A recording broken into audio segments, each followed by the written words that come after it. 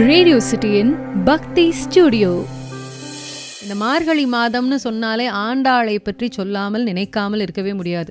ஆண்டாளினுடைய திருப்பாவையோடு தான் இந்த மார்கழி மாதமே தொடங்குதுன்னு சொல்லலாம். 12 ஆழ்வார்களில் ஒருவராக போற்றப்படக்கூடியவர். இன்னும் சொல்லணும்னா பெண் ஆழ்வார் இவர்தான். கிட்டத்தட்ட கிமு 2000 வருட காலத்தில் இவருடைய அவதாரம் நிகழ்ந்தது அப்படின்னு சொல்லுவாங்க. ஆண்டாளினுடைய பிறப்பிடம் ஸ்ரீவில்லிபுத்தூர் துளசி தோட்டம். துளசி தோட்டத்தில் பெரிய ஆழ்வார் அந்த குழந்தையை கண்டு அந்த குழந்தையை எடுத்து தானே வளர்க்கணும்னு ஆசைப்பட்டு வளர்க்கிறார். ஆன்மீக தெய்வீக சூழல்லையே இந்த ஆண்டாள் வளர்க்கப்படுறா. இந்த ஆண்டாளை பற்றி இன்னைக்கு மார்கழி மாதம் அப்படிங்கிறதுனால ஆண்டாளை பற்றி பேசிட்டு இருக்கோம். வேதங்களும் புராணங்களும் கிருஷ்ண பஜனைகளும் உபதேசங்களும் ஆண்டாளினுடைய மூச்சிலே கலந்ததுன்னு சொல்லலாம். அப்படித்தான் வளர்க்கப்பட்டாள் பெரியாழ்வாரால் ஆண்டாள். கிருஷ்ணனே நினைவு அப்படின்னு கொண்டு வாழ்ந்தவள் ஆண்டாள். அன்றாடம் பூமாலை கட்டி அதை தாம் போட்டு அழகு பார்த்து இறைவனுக்கு கொடுத்தா. பெரியாழ்வார் தன்னுடைய பெண்ணினுடைய இந்த செயலை ஒரு நாள் பார்த்துடுறார். பகவானுக்கு தவறு செஞ்சுட்டோமே நாம, இப்படி அவ போட்டு பார்த்து கொடுத்த அந்த மாலையை கொண்டு போய் நான் பெருமாளுக்கு சாத்திட்டேனேன்னு ரொம்ப வருத்தப்படுறார். அன்னைக்கு இரவு பெருமாள் பெரியாழ்வாரினுடைய கனவுல தோன்றி ஆண்டாள் அணிந்து தந்த மாலையே தனக்கு சிறப்பானதுன்னு சொல்ல, அப்போதான் பெரியாழ்வாருக்கு புரியறது தன்னுடைய பெண் சாதாரண மானிட பெண் இல்லை அப்படின்னுட்டு. ஆண்டாள் தான் சூடி கொடுத்த மாலையை, அதாவது தான் தோட்டத்திலிருந்து பூக்கள் எல்லாம் பறிச்சுட்டு வந்து அதை தொடுத்து தான் மேல அதை போட்டு அழகு பார்த்து அதுக்கப்புறம் பெருமாளுக்கு கொடுப்பாளாம். இதை ஒரு நாள் பார்த்துட்ட பெரியாழ்வாருக்கு மனசு ரொம்ப சங்கடமா போயிடுது. அடடா, இப்படி அவள் போட்டுட்டு கொடுத்த மாலையை கொண்டு போய் பெருமாளுக்கு சாத்தியிருக்கோமே, எவ்வளோ பெரிய பாவம்னு அவர் ரொம்ப வேதனையில் இருக்கிறபோது அன்னைக்கு இரவு பெருமாள் இவருடைய கனவுல வந்து ஆண்டாள் சூடி கொடுத்த மாலையே எனக்கு சிறப்பானதுன்னு சொன்னதோடு தான் பெரியாழ்வாருக்கு புரியறது இந்த பெண் சாதாரண மானிட பெண் அல்ல அப்படிங்கிறது அவருக்கு அப்போ தான் தெரியறது. பெருமாள் மேலே அப்படி ஒரு பக்தி ஆண்டாளுக்கு. அதுவரை கோதைன்னு அழைக்கப்பட்டவள் அதுக்கப்புறம் ஆண்டாள் அப்படின்னு அழைக்கப்படுறா. இறைவனை ஆளக்கூடியவள்னு பொருள். சூடி கொடுத்த சுடற்குடியினும் நம்ம சொல்றது உண்டு ஆண்டாளை. முறைப்பொடி ஆண்டாள் இறைவனை அடையிறதுக்கு மார்கழி விரதம் இருக்க சொல்லி அன்னைக்கு இருக்கக்கூடிய பெரியவர்கள் சொன்னாங்களாம், அறிவுறுத்தினாங்களாம். உடனே அதிகாலை தன்னுடைய தோழியர்களோட ஆண்டாள் நீராடி இறைவனை பூஜித்து ஆடி பாடினாள்.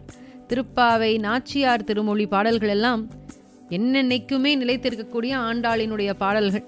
ரங்கநாதர் பெரியாழ்வாரினுடைய கனவுல ஆண்டாளை மணமகளாய் அலங்காரம் பண்ணி ஸ்ரீரங்கம் அழைத்துவான்னு சொல்றார். அரசர் வல்லவ தேவரினுடைய கண்காணிப்புல மிக அழகான பல்லக்குல ஆண்டாள் ஸ்ரீ ரங்கநாதர் சன்னதிக்கு அழைத்து வரப்படுறா. மக்கள் மகிழ்ச்சி ஆரவாரத்துல இருக்கிறாங்க. ஸ்ரீ ரங்கநாதரினுடைய சன்னதியில இறைவனை வணங்கிய ஆண்டாள் ஒளியாய் ரங்கநாதருக்குள்ள ஐக்கியமாயிடுறா. எப்பேற்பட்ட ஒரு பக்தி, எப்பேற்பட்ட ஒரு அதிசயம் இல்லையா? பக்திக்கு இது ஒரு மிகப்பெரிய ஒரு உதாரணம் அப்படின்னு தான் சொல்லணும். அதனால தான் இன்னைக்கும் கன்னி பெண்கள் தனக்கு மனதுக்கு பிடித்த மணவாளன் அமையறதுக்கு பாவை நோன்பு இருக்கணும் அப்படின்னு சொல்றாங்க. மார்கழி மாதம் ஆண்டாளை பற்றி பேசிட்டு இருக்கோம். ஸ்ரீ ரங்கநாதர் சன்னதியில இறைவனை வணங்கிய ஆண்டாள் ஒளியோடு ஒளியாய் ஸ்ரீ ரங்கநாதருக்குள்ள ஐக்கியமாயிடுறான்னு சொன்னோம் இல்லையா? அப்படிப்பட்ட ஒரு பக்தி. இந்த ஆண்டாள் பிறந்த ஊர் ஸ்ரீவில்லிபுத்தூர் விருதுநகர் மாவட்டத்தில் இருக்கு. ஆண்டாள் கோவில் அப்படின்னு நம்ம சொல்லக்கூடிய கோவில் வந்து வடபத்திர சாயி கோவில். ஆடிப்பூர திருவிழா இங்கே ரொம்ப ரொம்ப விமர்சை. 10 நாட்கள் ரொம்ப பிரம்மாண்டமாக கொண்டாடுவாங்க. தேரோட்டம் அன்னைக்கு நடக்கும். அங்கே ரொம்ப பிரபலமானதுன்னு சொல்லலாம். மிகப்பெரிய தேர். திருவாரூரில் பெரிய தேர் இருக்குன்னு சொல்லுவோம் இல்லையா? அந்த திருவாரூர் தேருக்கு அடுத்தது ஸ்ரீவில்லிபுத்தூரில் இருக்கக்கூடிய தேர் தான். அதே போல் பங்குனி உத்திர திருக்கல்யாண உற்சவம் 10 நாட்கள் நடக்கும். ஆனி மாதத்தில் பெரியாழ்வார் விழா அப்படிங்கிறது ஒரு 10 நாட்கள் நடக்கும். மார்கழி மாதம்னாலே அது ஆண்டாளை மையப்படுத்தி இருக்கக்கூடிய மாதம். முதல் பகல் 10 விழாவில் ஆண்டாளுக்கு கொடுக்கப்படக்கூடிய சீர்வரிசை பார்க்கறதுக்கு அவ்வளோ கண்கொள்ளா காட்சியாக இருக்குமா. வயசில் மிக குறைவாக இருந்தப்பவே மனித குலத்திற்கு அர்த்தமுள்ள வாழ்க்கையை, அந்த வாழ்க்கையை வாழ்வதற்கான முறையை கற்றுக் கொடுத்த தெய்வம் இந்த ஆண்டாள். மார்கழி மாதம் அப்படிங்கிறதுனால கோதை ஆண்டாளை பற்றி பேசினோம். ஏன்னா அந்த மார்கழி மாதமே வந்து ஆண்டாளை மையப்படுத்தி நம்ம கொண்டாடக்கூடியதுன்னு சொல்லலாம். பொதுவாக இந்த மார்கழி மாதம் உடலுக்கு ஆரோக்கியத்தை தருவதற்கான மாதம் அப்படின்னு கூட சொல்லலாம். ஏன்னா அந்த மாதத்தில் நம்ம செய்யணும்னு சொல்லப்பட்டிருக்கக்கூடிய முறைகள், நம்ம கடைபிடிக்கணும்னு சொல்லப்பட்டிருக்கக்கூடிய சில விஷயங்கள் எல்லாமே உடல் ஆரோக்கியத்துக்கு ரொம்ப ரொம்ப நல்லது. ஏன்னா அதிகாலையில் எழுந்திருக்கணும். மார்கழி மாதத்தில் குளித்து பக்கத்தில் இருக்கக்கூடிய கோவிலுக்கு போய் வழிபாடு செய்யணும்னு சொல்லுவாங்க. கோவில் அப்படின்னு இருக்கும்பொழுது அந்த கோவிலுக்கு தல விருட்சம்னு ஒன்று இருக்கும்.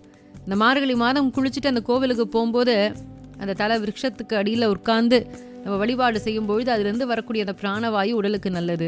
அதிகாலையில் எழுந்தோம் அப்படின்னாலே கொஞ்சம் மூளை சுறுசுறுப்பாக வேலை செய்யும். இப்போ கோவிலுக்கு போய் நம்ம வழிபாடு செய்யும் பொழுது விழுந்து நம்ம நமஸ்காரம் பண்ணுவோம், தோப்புக்கரணம் போட்டு தலையில் கூட்டி வழிபாடெல்லாம் செய்கிறது அப்படிங்கிறது ஒரு பயிற்சி மாதிரி, உடலுக்கு ஆரோக்கியத்தை தரக்கூடியது. அதே போல் அதிகாலையில் எழுந்திருந்து வாசலில் கோலம் போடுறது அப்படிங்கிறதும் ஒரு வகையான உடலுக்கு தேவையான ஒரு பயிற்சி.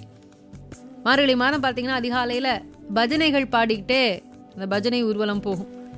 அப்படி அந்த அதிகாலை நேரத்தில் அந்த பஜனை ஊர்வலம் போகிறது அப்படிங்கிறது, அந்த காற்றை சுவாசிக்கிறது, அந்த வாயுவை, பிராணவாயுவை சுவாசிக்கிறது அப்படிங்கிறது உடலுக்கு ரொம்ப ரொம்ப ஆரோக்கியத்தை தரக்கூடிய ஒன்று. இப்படி நம்மளுடைய உடலுக்கும் மனதுக்கும் நல்ல ஆரோக்கியத்தையும் அமைதியும் தரக்கூடிய ஒரு அற்புதமான மாதம், இறை வழிபாடு காற்றில் நிறைந்திருக்கக்கூடிய மாதம் இந்த மார்கழி மாதம். மார்கழி மாதத்தை பற்றி இன்னும் கூட சில விஷயங்கள் வரக்கூடிய நாட்களில் பேசலாம். ரேடியோ சிட்டியின் பக்தி ஸ்டுடியோ.